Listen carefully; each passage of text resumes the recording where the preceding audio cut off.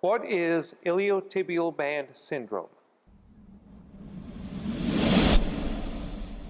The iliotibial band is a thick band of fascia that runs from the pelvis to the outside of the femur, past the lateral side of the knee, and ends just below the knee at the tibia. This band is critical to stabilizing the knee. Because it rubs across the lateral femoral epicondyle, the iliotibial band can become inflamed.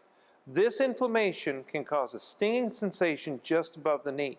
It can also cause a swelling or thickening of the tissue in the area where the band moves over the knee joint.